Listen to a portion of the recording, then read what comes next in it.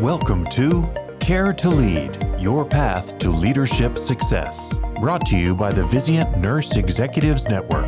Hello, everyone. I'm Dr. Barbara Seymour, Associate Vice President of Member Connections at Vizient, and I'm especially excited to welcome today's guest and one of my former professors, Dr. Christopher Blackwell, Associate Professor and Director of the Adult Gerontology Acute Care Nurse Practitioner Graduate Program at the University of Central Florida College of Nursing.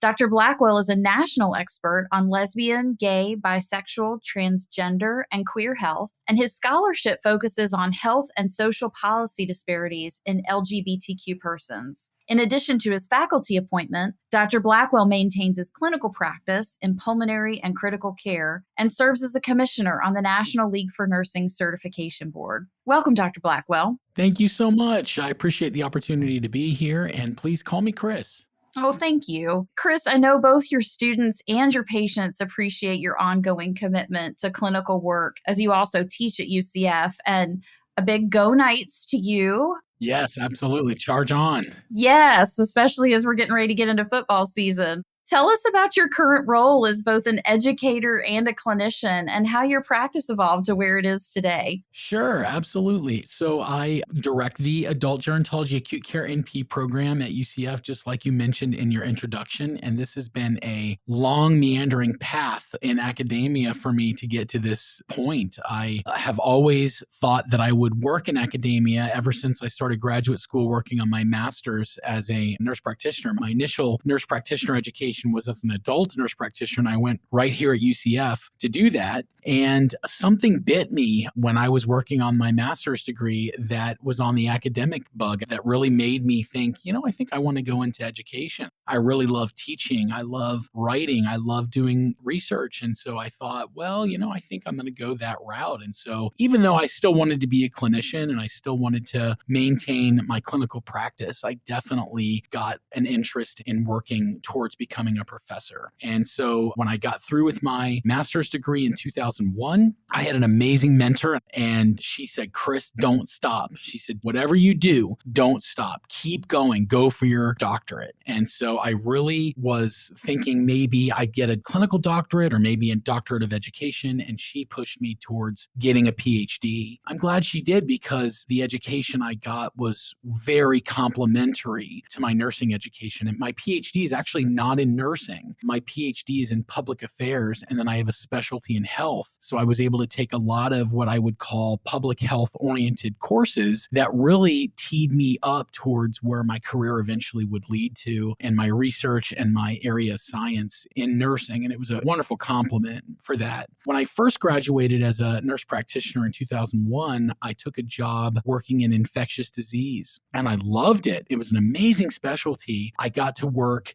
both in the hospital setting in the afternoons and in the mornings. I got to work in our clinic. I got to help manage our HIV clinic that we had. We had a really robust outpatient HIV clinic. So I really learned a lot about managing patients who were living with HIV. And then I also got to go in the hospital and manage these very sick, highly acute, oftentimes critical patients who were septic or who had major wounds or tuberculosis or what have you. And it was an amazing experience to be able to get both the outpatient and the inpatient experience. And then as I went on for my PhD and completed that education and went into academia, I had to step down from my full-time job as a nurse practitioner working in the infectious disease area. And it just so happens, this is crazy, right? How people come into your lives. There was a pulmonologist who I worked with at the hospital I was working at. And he said, hey, Chris, do you still want to maintain your clinical practice? I know you're going to become a professor. And I said, yeah, I said, I would. And he says, well, I'm looking for an NP to work on the weekends. And this was in December of 2003. Right. And here we are all the way into almost 2023. And I have been with that same pulmonary care, critical care practice ever since. I do that every other weekend at one hospital. And then I also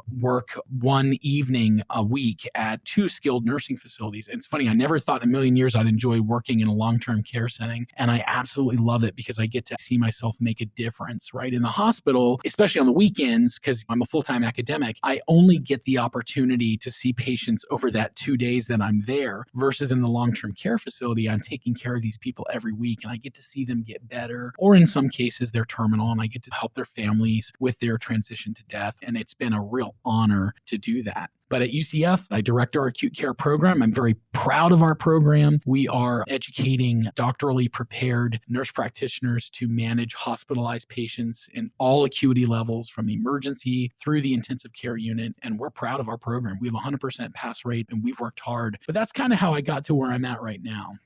You've got such a wide variety of experiences and education, but I'd love to hear why you chose nursing. The reason I went into it is interesting. My mom is a nurse, and God bless her, she's 77 years old now. She still maintains her nursing license, although she's retired. I help her do her continuing education book every year. We order a book, and I go through it with her and show her how to do her continuing ed, and I report it through the CE broker that they use here in Florida for that. And so my mom was really instrumental in pushing me towards nursing. The interesting thing is I wanted to be a nurse anesthetist. That was the whole reason why I went into nursing, is because my mom used to get this magazine called The Nursing Spectrum. I don't even know if it's in print anymore, to be honest with you.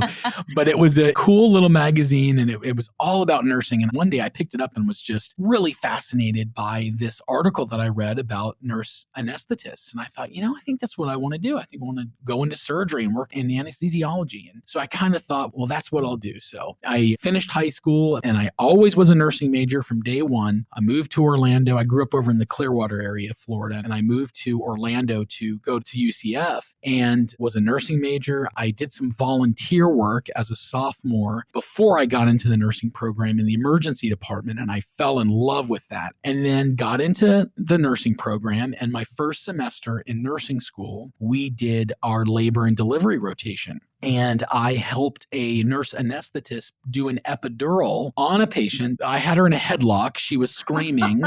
We were pushing this needle into her back, and he's trying to teach me at the same time that he's doing this. She's screaming, "I'm crowning. The baby's coming. I'm crowning." And sure enough, she wasn't lying. The baby was coming. And I grabbed the nurse, and next thing I knew, we were helping to deliver this baby, and the nurse anesthetist was gone. And I thought, oh, gosh, I don't know if I want to stick needles in people's back and have such a brief patient encounter. And I'm not degrading nurse anesthetists, because I know that they do a heck of a lot more than that. And I have a ton of respect for CRNAs. But something spoke to me during that experience, Barbara. And I said, I don't think I want to be a nurse anesthetist. So now what do I do?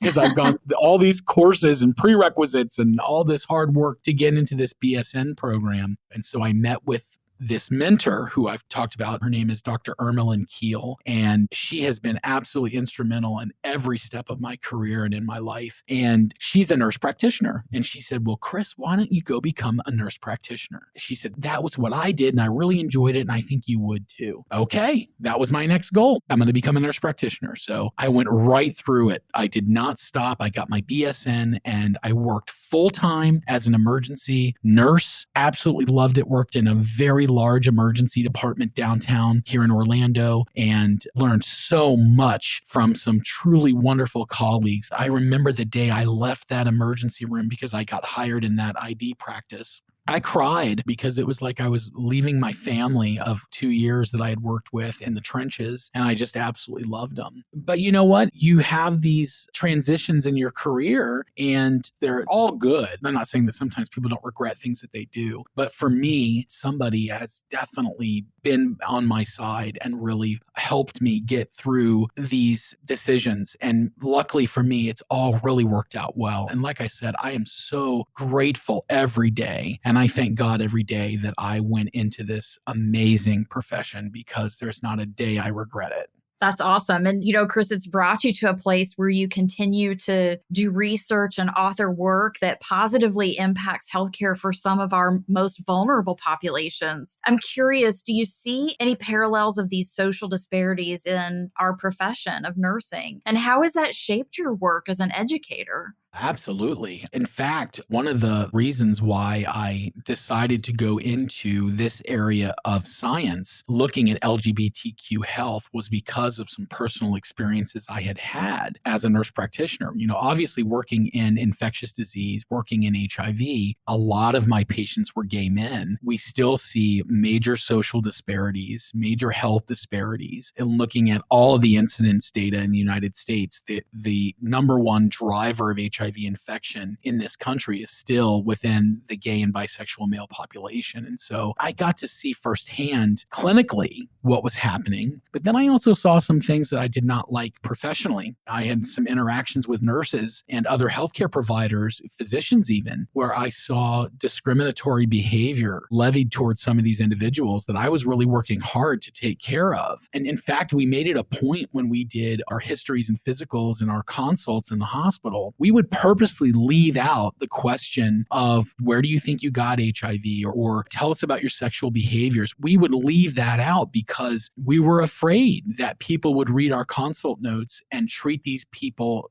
differently because they were gay. And I saw that firsthand. I saw some really awful behaviors. And so I thought, I think I want to study this. I think I want to look into what our profession is made up of in terms of these attitudes and these beliefs. And so when I got to my PhD, everything I did in my doctoral program was about LGBTQ health and how discrimination and how social disparities all play a major role in these disease processes that we see, like HIV, like anal rectal carcinoma, like gynecologic malignancies that we see in lesbians, for example. I mean, there was just a lot of things that I learned, and it all goes back to what I saw in our own profession that really upset me and kind of disgusted me a little bit, that made me think I want to go into this area of science. My dissertation looked at a large sample of registered nurses in the state of Florida, and I administered what was called the ATLG scale, the Attitudes Towards Lesbian and Gay Men scale. It's an instrument, a survey instrument, and I send it randomly. These were the days, by the way, that was before, I'm showing my age here, but this is before we had computer-based surveys. And so, I was up, stuffing envelopes until 4 or 5 o'clock in the morning, and I remember them stacked up to the ceiling in my house at the time, and manually mailing all this stuff out and hoping I would get a good response. And luckily I did get a good response. And I was able to actually objectively measure not only the ATLG scores of these people, which measured their amount of homophobia or how much dislike they had for gay people, but I also built in other survey elements that were specific questions about, for example, as a nurse, would you be opposed to discriminating against another nurse in hiring, firing, and promotion decisions because that person was gay? Or do you believe that being gay is a lifestyle choice? Or do you believe it's a genetically predetermined trait? And those types of questions really helped me analyze what was clicking in these nurses' heads and what were they thinking about gay people. And it was interesting. And luckily, the research findings I had showed that the vast majority of nurses, and this is back in 2005, so this is still quite some time ago, but in 2005, the amount of homophobia that were in the nurses was very low. And that was reassuring that maybe some of these things that I had seen personally working at the bedside as a nurse practitioner were more anecdotal. But I remember some of the participants in the study had handwritten comments that were quite hateful. But then there were others that wrote very positive things. I remember one of the nurses said, "Hey, I'm from England, and this is not even a consideration in England. And then I moved to Florida, and I can't believe some of the things that I've seen here." And it's like, wow. So I had some really interesting findings, and that really kind of launched my research career. One of my last big studies that I did, and I'm actually working on an update right now, but one of the biggest things I did is I wanted to look at magnet status, right? If you're not familiar, if you're listening in another country and you're not familiar with magnet status, is the American Nurses Credentialing Center bestows magnet recognition on healthcare organizations that meet a very high level of nursing excellence in their organization. And there's another organization out there called the Human Rights Campaign, and they every year do a study, then they author a booklet called the Healthcare Equality Index, or the HEI, and they rate healthcare organizations basically on how they treat their gay workers and how they treat their gay patients. And I wanted to see if there was a relationship statistically between being a magnet status hospital and how these organizations scored on that HEI. And I did a really awesome. Well, I think it was awesome, but of course. But I looked at whether or not there was a statistical relationship that existed between those two things. And there was. And it was really cool to be able to show that these organizations that strived for nursing excellence also had really good service provisions for their LGBTQ patients and colleagues, which includes nurses. So it was really, really cool. And my career in my research has really paralleled that. And I've tried hard to always go back, even though I've looked at vaccines and I've looked at HIV prevention and behaviors in gay men and other high-risk populations with reducing HIV risk and all those types of things. I've tried to always kind of fall back and every once in a while do something related to our profession, looking specifically at where is the climate for homophobia and how gay people and LGBTQ people are treated within our profession here in the United States. And what we're seeing is really promising. I mean, there are some setbacks, but I think that overall what we're seeing is our profession has really embraced diversity and embraced the importance of having a diverse workforce and making sure that our professional organizations like ANA, when I first went into this work, ANA, their language in their code of ethics was completely devoid of LGBTQ. There was nothing in there about discrimination against sexual minorities. Now you go in and you look at their interpretive statements and LGBTQ is everywhere. It is specifically mentioned countless times in the documents. And so we have really evolved as a profession, and it has been amazing to see that and to be one of the few nurse scientists out there to really study it because, Barbara, no one really looks at this. And there's not a lot of researchers that are interested in this area. I've been lucky that I've been able to be one of the pioneers to be able to do this stuff. It's pretty incredible that you have been able to do such extensive work to understand and really reduce that discrimination among professional nurses. I'd be curious to know what's the biggest thing you've had to overcome while pursuing your research and really being a leader in nursing? There is always going to be, and I was in band from fourth grade all the way through my undergrad, actually. All 4 years of my BSN, I was a marching knight here at UCF, which probably explains why I bleed black and gold, And I had an amazing music teacher. And just like Dr. Keel, who made a huge impact on my career, Mr. Kevin Ford, my band director from high school, and he made a huge impact in my life as well.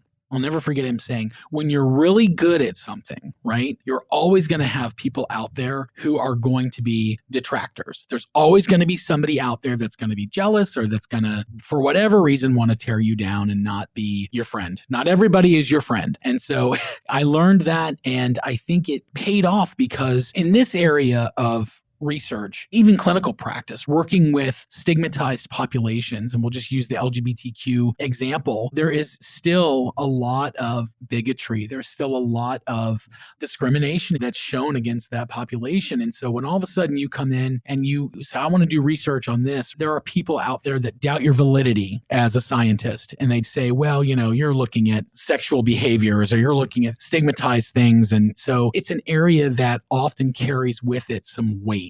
We just developed a podcast that was designed to teach sexual and reproductive health. And we got a grant to do the podcast, and it's been a really successful podcast. But we were targeted by right-wing groups that found out about the podcast before it even really was released. And all of a sudden, we're having to deal with university officials, and we're having to deal with people that are trying to misrepresent what we're trying to do. And so you have to learn how to kind of ignore those folks and just keep on persisting. I think in life that's true with so many different things. And you just have to put all of that aside and say, no, I've got to do this for the greater good. I've got to do this because I want to make a difference in people's lives. At the end of my life, when I'm on my deathbed, I want to look back and say, gosh darn it, I really made a difference here. I wrote articles that taught clinicians how to screen people who are gay for depression so that those people don't go on to commit suicide, because gay people, gay teens especially, make up the number one group of people in the United States that commit suicide. I want to look back on my life and say, I made a difference. And I think right now I feel like I have. I've been blessed to be able to do that. And I think it also makes a difference in where you work, Barbara, because I've been blessed at UCF that my work here has been supported. I've never had a dean here, or I've never had a coworker here that has said, Chris,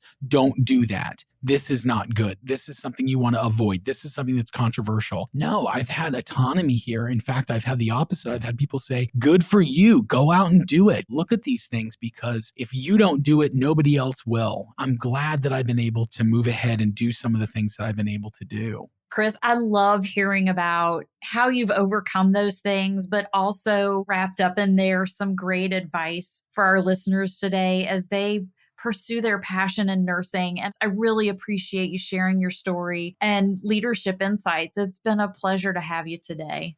Absolutely. Well, thank you so much for having me. If anybody that's listening wants to get in touch with me, they're more than welcome to. My email address is christopher.blackwell@ucf.edu. I love helping mentor people. And if anybody wants to reach out to me, it's just an email away. I can attest to that. Thank you. And to our listeners, thank you for joining us. If you enjoyed today's discussion, please subscribe to hear more Care to Lead podcasts. Like us and send us your comments. Care to Lead is your path to success and is brought to you by the Vizient Nurse Executives Network. I'm Barbara Seymour. Have a great day.